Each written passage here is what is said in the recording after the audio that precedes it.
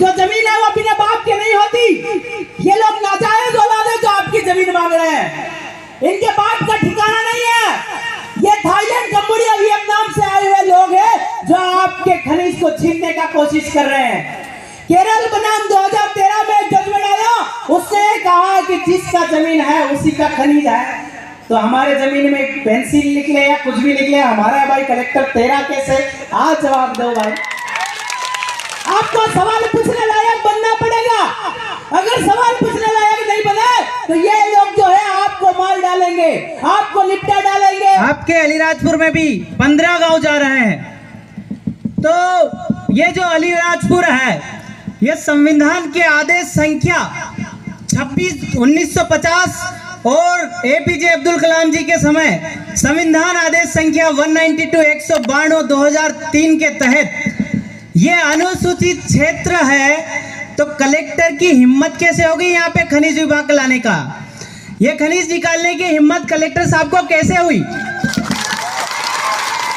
क्योंकि एक बार अनुसूचित क्षेत्र घोषित हो जाता है वहां पे, ए मासिक वर्सेस स्टेट ऑफ झारखंड का एक जजमेंट आया, उसमें ये कहा है कि एक बार अनुसूचित क्षेत्र घोषित हो जाता है, इसके बाद राष्ट्रपति स्वयं वहां वैलिड नहीं होते हैं। तो कलेक्टर साहब तुम यहाँ वैलिड कैसे हो?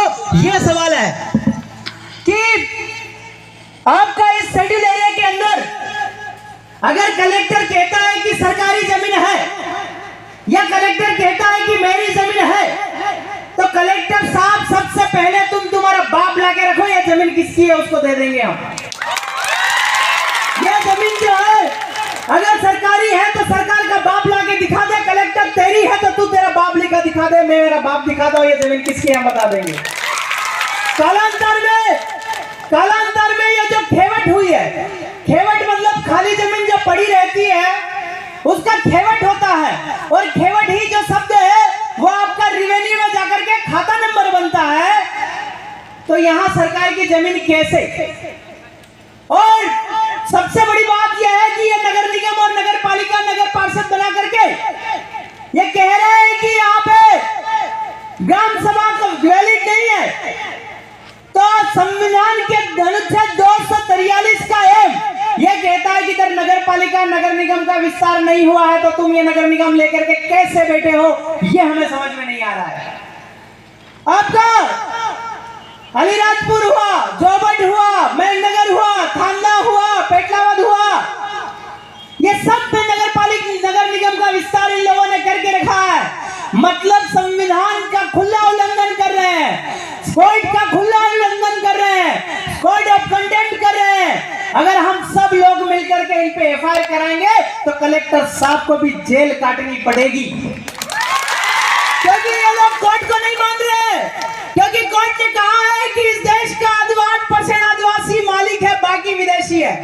साथ में यह भी कहा है कि आदिवासियों का संरक्षण करना, उनकी भूमि से उनको बेदखल नहीं करना, उनके रिवाजों का संरक्षण करना सबसे बड़ी देशभक्ति है।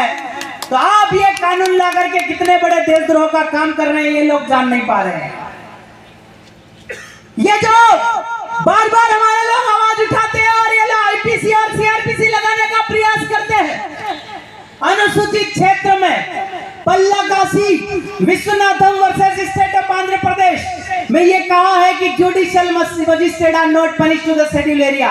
मतलब जो जज साहब है वो भी आदिवासियों को दंड नहीं दे सकते हैं, तो हम लोगों को जेल और जुडिशियल कस्टडी कैसे दे रहे हैं, ये भी बड़ा सवाल है आपके अलीराजपुर में। और Ratan Singh versus state of Andhra Pradesh में एक बार और कहा है कि CRPC shall not apply to the schedule area. मतलब सीआरपीसी का विस्तार अनुसूचित क्षेत्र या अलीराजपुर में नहीं हुआ है, तो आप आईपीसी को लगा रहे हो पर सजा कैसे दे रहे हो, यह भी बहुत बड़ा सवाल है आपके अलीराजपुर के अंदर। यहाँ के समाज सेवी और यहाँ के राजनीतिक बड़े बड़े भाई लोग बैठे हैं, ये लोग क्या सिर्फ नींद निकाल रहे हैं? इनको कानून का ज्ञान नहीं है क्या? ये लोग संविधान का समय पढ़े? ये नींद निकालने वाला काम बंद कर दीजिए। अलीराजपुर हमारे आदिवासियों का क्षेत्र है और यहाँ पर पे कलेक्टर साहब भी अवैधानिक है। अगर वैधानिक है तो हमें कलेक्टर साहब गैजेट नोटिफिकेशन अर्थात राजपत्र आप दिखाए तो हम मानेंगे कि आप इस ऑफिस में वैलिड है। हमारे क्षेत्र में ये जो लोग हैं आपके झाबुआ और अलीराजपुर जो टोटली अनुसूचित क्षेत्र है, इसमें ये लोग मिशनरी टाइप से घुसते हैं, ये लोग धर्म का एजेंडा लेकर के घुसते हैं, ये लोग फालतू का प्रोपेगेंडा नौकरी लेकर के घुसते हैं कि आपको ये दे देंगे, आप तो भक्त बन जाओ, आप ये बन जाओ करके आपकी जमीन छीन रहे हैं। जबकि आपके आदिवासी अनुसूचित क्षेत्र झाबुआ और अलीराजपुर में 1 इंच भी जमीन सरकार की नहीं है, ऐसा समता जजमेंट ने कहा है। और कहा है पी रामारेड्डी ने कि अनुसूचित क्षेत्र में सरकार एक व्यक्ति है, और भू राजस्व संहिता की धारा 165(6) ने कहा है कि आदिवासी की जमीन गैर आदिवासी को नहीं हो सकती है। तो क्या सरकार आदिवासी है जो मेरी जमीन छीन रही है? ये जो सबसे बड़ा सवाल है। तो आप सब लोगों को आज आप तहसीलदार और एसडीएम जिनसे भी मिलने आए हैं उनसे ये कहना कि तू तेरा बाप ला करके दिखा दे तो हम मेरे बाप के हिस्से की भी तुमको जमीन दिला दो, पर तेरा बाप नहीं है तो तुम पोटले बांध के यहाँ से निकल जा। क्योंकि जो जमीन है वो बिना बाप के नहीं होती। ये लोग नाजायज औलाद है जो आपकी जमीन मांग रहे हैं, इनके बाप का ठिकाना नहीं है। ये थाईलैंड, कंबोडिया, वियतनाम से आए हुए लोग हैं जो आपके खनिज को छीनने का कोशिश कर रहे हैं। केरल बनाम 2013 में एक जजमेंट आया, उसने कहा कि जिसका जमीन है उसी का खनिज है। तो हमारे जमीन में पेंसिल निकले या कुछ भी निकले हमारा है भाई, कलेक्टर तेरा कैसे? आज जवाब दो भाई। आपको सवाल पूछने लायक बनना पड़ेगा। अगर सवाल पूछने लायक नहीं बने तो ये लोग जो है आपको मार डालेंगे, आपको निपटा डालेंगे। ये एनडब्ल्यू जैसी साजिश लेकर के आ रहे हैं, G20 का एजेंडा लेकर के आए हैं। ये लोग कभी बारिश करवाते हैं, कभी नहीं होती है। ये लोग कृत्रिम बारिश करवा के आदिवासियों को इस धरती से समाप्त करने का प्लान कर रहे हैं। लड़ाई 2 प्रकार की है भाइयों, नस्ल और फसल की। फसल उसने खत्म कर दिया, आपका देसी बीज खत्म कर दिया, कोदरा खत्म हो गया, हमली खत्म हो गया, कुरा खत्म हो गया। और उन लोगों ने जीएम सीड्स लागू किया है, जीन मॉडिफाइड सीड, मतलब कि आपके बीज का डीएनए चेंज कर दिया है। ये लोग एनडब्ल्यूओ की साजिश में भूखमरी लाएंगे, महामारी लाएंगे, और जो इतनी बड़ी बड़ी सारी लॉकडाउन लेकर के आएंगे और कहेंगे कि आपका बारिश नहीं हो रहा है। आप लोग एक काम करिए, कंपनियों को जमीन दे दो और आप बंधुआ मजदूर बन जाओ। वो आप लोग कंपनी में काम करने जाओगे और कंपनी सारा ठेका लग गया, सारी जमीन कंपनी का हो जाएगा। ऐसा G20 का एजेंडा बोलता है। इस एजेंडे पे ये जो प्रोजेक्ट निकला, इस एजेंडे पे ऊपर ही मोदी जी का फोटो है, उस पर लिखा G20 का एजेंडा, 1 वर्ल्ड 1 मिलिट्री डीपॉपुलेशन, मतलब जनसंख्या नियंत्रण करने का प्लान है उनका। जनसंख्या नियंत्रण में कोई मंत्री अपने छोरे को नहीं मारेगा, अगर मारेगा तो आदिवासी के छोरे को मारेगा। और जो कंपनी ला करके जो पानी निकलेगा उससे आपके बच्चे लूले, लंगड़े, भेड़े, काने, भूसे पैदा होंगे। और जो आपके बच्चे ऐसे पैदा होंगे तो सरकार ये प्रस्ताव लेकर के आएगी और कहेगी कि काम करो, आप हमसे बच्चा लो, हाइब्रिड बच्चा लो, जिसका जीन चेंज करके वो देंगे। जैसे आपका कपास आया ना BT2, वैसा ही आपका बच्चा भी हाइब्रिड वाला बच्चा, यानी कि डीएनए आपकी नस्ल खत्म करने का प्लान है। अगर कोई तर्क करने वाला नेता हो, अगर कोई तर्क करने वाला कलेक्टर हो या तर्क करने वाला एसडीएम हो तो वो हमसे आकर के सवाल करे या तर्क करे, हम बताते हैं हम सत्य बोल रहे हैं या गलत बोल रहे हैं। ये लोग आने वाले 10 साल में आदिवासियों को इस धरती से निपटा देंगे। आप लोगों को जागना होगा, सरकार की नीतियों से दूर होना होगा, और नेताओं को, इधर गुमान सिंह जी भी इधर झाबुआ से है, रतलाम में उनको बिना कपड़े करके भेजा था ना, वैसे इन नेताओं को भी आप भेजना चालू करो तो अच्छा काम बनेगा। इन नेताओं को भले कांग्रेस का हो, भले बीजेपी का हो, नेता तो आदिवासी है, हमारी नस्ल का है, हमारे खून का है, हमारी बात क्यों नहीं करता? क्या आप ये जो देश है, ये गांव से देश है, देश से गांव नहीं है, गांव से इंडिया, इंडिया से गांव नहीं है। इस फिलोसॉफी को समझो। तो सारे नेताओं से निवेदन है कि दिल्ली की बात नहीं मानो, हमारी बात मानो, तो यहाँ रहो, नहीं तो तुमको गांव से बाहर कर देंगे। अगर आप गांव में रहते हो तो गांव के पटेल, गांव के मालिक कहलाते हो। अगर आप 6x6 का या 40x50 का प्लाट अलीराजपुर में अगर खरीद के रहने लगो तो तुम वहां के असामी और शरणार्थी कहलाते हो। ये चीजों को समझना होगा। गांव है तो रीति है, गांव है तो रिवाज है, गांव है तो परंपरा है। अगर गांव खत्म हो जाएगा तो आपकी रीति रिवाज, परंपरा और मालिकाना हक भी समाप्त हो जाएगा। आप लोग ये तो सोचना ही मत कि हमको जमीन के बदले जमीन मिल जाएगी, इसके बदले या इससे भी ये मिल जाएगा, कुछ नहीं मिलने वाला। और ये लोग आपको ऐसे क्षेत्र में ले जा करके फेंकेंगे जहां आपको काका, बाबा, मामा, मामी, मोहर, मासी किसी का भी पता नहीं रहेगा। ऐसे क्षेत्र में आपको फेंकेंगे, क्योंकि ये उदाहरण हम देख चुके हैं कि हमारा जो माही डैम बना है बांसवाड़ा के अंदर, वहां से एक भाई ढिंडोर परिवार का जब आपका विस्थापित होकर के गुना जिले राघोगढ़ में गया, जब हम उनसे मिले तो उनकी आंखों में आंसू थे और वो कह रहे थे कि विलेश भाई, मेरी माँ का भी पता नहीं, मेरे बाप का भी नहीं पता, मेरे मामा का भी नहीं पता, मेरा मासी का भी नहीं पता, और दिन में शरणार्थी लोग मेरी छोरियों को पकड़ लेते तो भी मैं कुछ नहीं कर पाता हूँ। ऐसी हालत करके वो रो रहा था। अगर आपके इस 15 गांव में ये लोग खरीद करके आपको भगाए ना, आपकी हालत भी ऐसी कर देंगे। इसलिए आपको जाग जाना चाहिए। कांग्रेस आई बीजेपी बाप नहीं करना है, आपको समाज का सामाजिक सैनिक बन के खड़ा होना है। जिस दिन समाज का सामाजिक सेना खड़ी हो गई, उस दिन इन जो हमारे पे मुत रहे हैं, हमारे लिए खनिज ला रहे हैं, इनकी गांव में घुसने की औकात नहीं होगी। अगर गांव में घुस गया तो जिंदा वापस लौटना उसका मुश्किल हो जाएगा। इसलिए आप सामाजिक व्यवस्था पे काम करें, सामाजिक सैनिक बनाने का काम करें। आप उनके इतिहास उठा के देख लीजिए, टंटिया भील और बिरसा मुंडा। टंटिया भील एक वो सैनिक थे, 1700 सैनिक मात्र उनके साथ चलते थे, पर जब मरे तो 2 लाख लोग उनको देखने को तरस गए। टंटिया भील है कौन? ये है नैसर्गिक पावर आदिवासियों का। आप लोगों को वैसा बनना पड़ेगा। जब बिरसा मुंडा को जेल में डाला, चमड़ी उधड़ी गिरी और कहा गया बोल तो आदिवासी नहीं है, देश का मालिक नहीं है, मर गया आदिवासियों का पुत्र, पर ये नहीं कहा कि मैं आदिवासी हूँ, आदिवासी नहीं हूँ।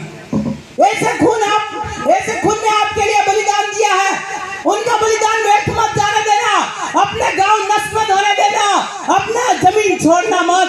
तुम्हारे बाप दादा अनपढ़ थे, ये कहना गलत है। अगर तुम्हारे बाप दादा की जमीन में गेर अगर पेड़ डाल देता था ना, कुल्हाड़ी से पेड़ काट देते थे, तुम पढ़ लिख कर गुलाम बने बैठे हो भाई।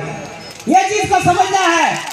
ये अक्सर ज्ञानी लोग पढ़ाई लिखाई की बात करते हैं। कलेक्टर कहते हैं गांव वाले अनपढ़ है, हम कहते हैं कलेक्टर साहब मेरा बाप दादा हल बनाता है, तू बना के दिखा दे, तेरे को मान लो तू ज्ञानी है। ये इनके क्या ज्ञान नहीं है, इनके पास ज्ञान नहीं है। ये कागज पे काले पे तोड़ा और तोड़े पे काला करके लोगों को ठगने की नीति अपनाते हैं। असली कमाई तो हम करते हैं जमीन में कमा करके।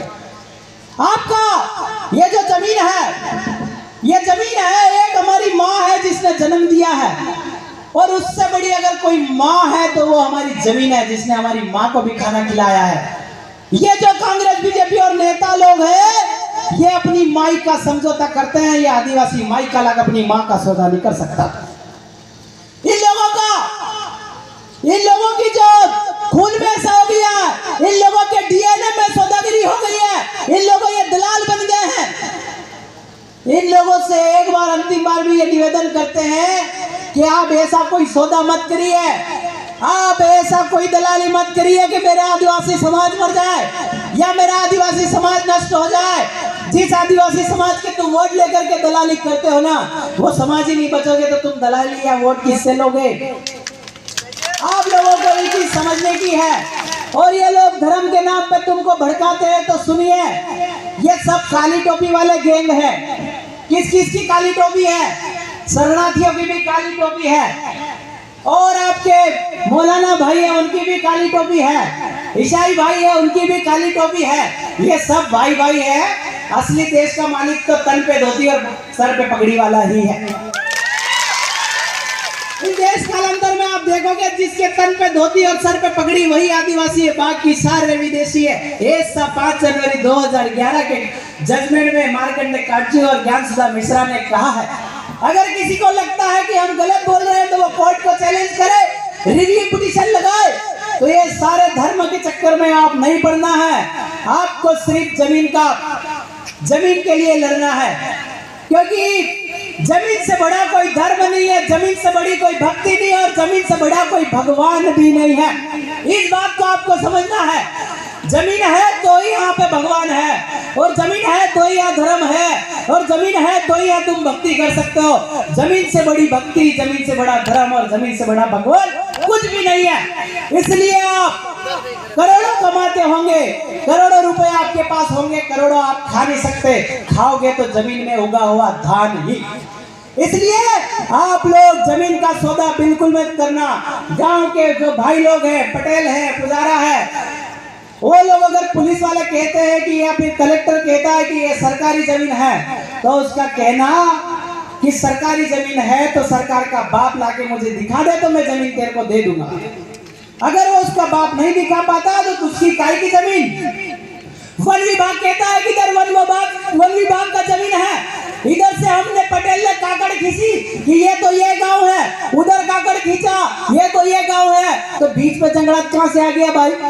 ये जंगलात वाला जो कॉन्सेप्ट है, वन विभाग वाला जो कॉन्सेप्ट है, ये भी हमारे अनुसूचित क्षेत्र अलीराजपुर में लागू नहीं होता है। तो आप वन विभाग की थोड़ी हमारे पर कैसे लगा रहे हो? अगर कोई लागू होता है तो राजपत्र दिखाए, इनके पास किसी प्रकार का कोई राजपत्र नहीं है। हमने आरटीआई लगा के पूछा कि वन विभाग की जमीन का बाप कौन, तो वो कहता हमें जानकारी नहीं है। तो बिना बाप की जमीन कैसी भाई? सरकारी जमीन जो अनुसूचित क्षेत्र में है वो उसका बाप कौन? तो उनको कलेक्टर कहता है कि हमको नहीं मालूम। रतलाम कलेक्टर बोलता है कि हमको नहीं मालूम। तो नहीं मालूम तो बिना बाप की जमीन कहां से आई भाई? ये जो है ना बिल्कुल तरीके से, बिल्कुल फैकोलॉजी तरीके से शासन कर रहे हैं, झूठ बोल के शासन कर रहे हैं, बायलैटरल एग्रीमेंट लेकर के शासन कर रहे हैं। इसलिए आपको समझना होगा, इधर वन विभाग भी नहीं है, इधर सरकारी जमीन भी नहीं है। हमने गांव में खाली पड़ी जो जमीन है, जिसको तुम सरकारी जमीन बोल रहे हो, वो तो हमने ढांडे चरने के लिए रखी थी, ढूंढने के लिए रखी थी, नाचने के लिए रखी थी, और तुम कह रहे हो सरकारी जमीन। हमारे बाप दादा ने ढांडे चरने के लिए जो जमीन रखी थी वही ये लोग कहते हैं सरकारी जमीन। ऐसा कुछ नहीं है भाइयों, ये जमीन हमारी ही है और इन किसी भी कलेक्टर की नहीं है, किसी की भी एसडीएम की नहीं है। अगर यहाँ कलेक्टर एसडीएम साहब हमारे सामने आए तो हम उनको बता देंगे कि किसकी जमीन है। तो आप सब भाई लोगों से ये निवेदन है कि जमीन की लड़ाई में संगठनवाद, पार्टीवाद, व्यक्तिवाद सबसे ऊपर आकर के लड़ाई लड़ो। समाज मरने वाला है, समाज को ये लोग मारने वाले हैं। एनडब्ल्यू जैसी साजिश ला करके आदिवासियों को मार देंगे और आदिवासियों की फसल तो बर्बाद हो गई है, नस्ल भी बर्बाद कर देंगे। ये प्लान इन्होंने एनडब्ल्यू की साजिश में बनाया है। जो पेपर में लिखा है G20 एजेंडा, ये यही एजेंडा है कि आप लोगों को मारने की साजिश है। अभी तक तो जमीन जा रही थी, अभी आपकी मौत पे आकर के गिरी है कि आपकी जान बचेगी कि नहीं बचेगी, ये सवाल है। ये लोग जो है आपको मार देंगे और मरने का टाइम आएगा और आप कहेंगे कि जाग जाए, संभव नहीं है। इसलिए जो भाई लोग, जो समाज सेवी भाई लोग, कार्यकर्ता लोग, ये जो युवा लोग आपको बता रहे हैं कि ऐसी साजिशें हो रही है, इन साजिशों को मान करके लड़ने का हिम्मत लाए, बिरसा और टंटिया को पढ़ने की कोशिश करें। हमारे आदिवासी वो लोग थे, हमारे पुरखे वो लोग थे कि गर्दन कटती थी तो गर्दन अलग हो जाती थी, धड़ चलता था। इतने पावरफुल हम लोग हैं, डरने की कोशिश बिल्कुल मत करना। ये लोग जेल में डाल सकते हैं, इससे ज्यादा कुछ नहीं कर सकते हमारा। और जेल तो हम पहले ही कह दिया, जेल तो हमारी पार्ट टाइम गर्लफ्रेंड है, हम डरने वाले नहीं है।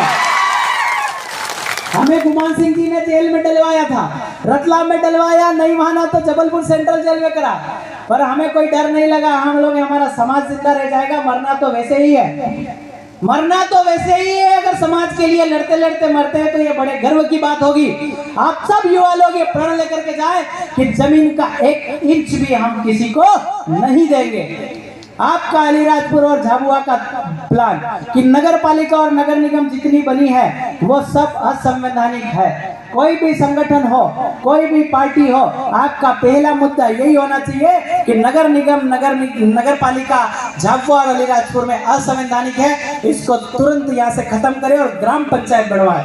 ग्राम पंचायत बन जाएगी तो पैसा एक लागू हो जाएगा, पैसा एक लागू हो जाएगा तो ग्राम सभा वैलिड हो जाएगी और रूढ़ी प्रथा का जो ग्राम सभा है वो भी स्वतः लागू हो जाएगी। इसलिए आपका पहला मुद्दा ये होना चाहिए। दूसरा मुद्दा यह है कि ये जो अनुसूचित क्षेत्र है, यहाँ रूढ़िगत ग्राम सभा एग्जिस्ट करती है, तो यह सरकार की 1 इंच भी जमीन नहीं है, तो सरकार और कलेक्टर कैसे कह रहे हैं कि मेरी जमीन है? तो जितने भी नेता बैठे हैं, समाज सेवी भाई बैठे हैं, जितने भी संगठन के भाई लोग बैठे हैं, उनका दूसरा मुद्दा यही है कि आपको 1 इंच भी जमीन सरकार को नहीं देनी है। जितने भी भवन इधर बने हैं सबसे किराया वसूलो, जितने स्कूल बना है, जितने अस्पताल बना है, जितनी फैक्ट्रियां बना है, वो हमारी जमीन पे बनी है, ना कि सरकार की जमीन पे। जिसकी भी भाई बाप दादाओं की जमीन पे बना है उनको कहो कि किराया दो हमें इधर शिक्षा विक्षा नहीं, हमें जमीन से बड़ा आपका कोई अक्षर ज्ञान नहीं है। ये जो अक्षर ज्ञान है ना, ये फेक है, ये कोलंबियन सिस्टम है। ये मूर्ख चक्रवर्ती ब्याज पढ़ा करके लोगों को लूटने की नीति सिखाते हैं, हवा में पैसे पैदा करवाते हैं। ये जो आपका भारतीय रिजर्व बैंक का जो मामला है, ये सीडी सेंट्रल बैंक का डिजिटल कर रहे हैं। डिजिटल करेंसी क्यों कर रहे हैं लोग? इसीलिए कि रिजर्व बैंक को आपने सोना दिया था, बदले में नोट दिया था। अगर 10 रुपए लेकर के जाओगे तो 9 किलो सोना आरबीआई को आपको देना पड़ेगा। इसलिए ये लोग आपका डिजिटल करेंसी पे जोर दे रहे हैं। बड़ी बड़ी साजिशें हैं। आपसे कभी रूबरू मिलना होगा तो हमको आप बताएंगे। और बाकी झाबुआ अलीराजपुर में 1 इंच भी जमीन सरकारी नहीं है। अगर कलेक्टर साहब इधर हो तो सुन लो, तुम्हारा बाप लाके रख दो तो मैं मेरे बाप की हिस्से की जमीन दे दूंगा, पर बिना बाप के हम जाना जिंदा लौट नहीं पाओगे। जोहार, जय बिरसा। और एक भी नेताओं को नहीं छोड़ना है, एक भी नेताओं को नहीं छोड़ना है। हाथ खड़ा करके कहिए, हम 1 इंच भी जमीन सरकार को नहीं देंगे। जो जमीन सरकारी है, जो जमीन सरकारी है, न लोकसभा न विधानसभा, न लोकसभा न विधानसभा। जोहार, जय बिरसा। बहुत बहुत धन्यवाद, आपने हमको सुना। और आप भी आदिवासियों की संतानें हैं, डरने का खून बिल्कुल भी नहीं है। धड़ से गर्दनें अलग हो गई तो धड़ पैदल पैदल चला था, ये इतिहास आज भी वजूद में है। तो आप डरने की कोशिश मत करना। जेल वाले भी आएंगे, पुलिस वाले भी आएंगे, सीआईडी वाले भी आएंगे। मौत से बड़ी जेल नहीं है और जमीन से बड़ी मौत भी नहीं है, यह बात ध्यान रखना। जोहार।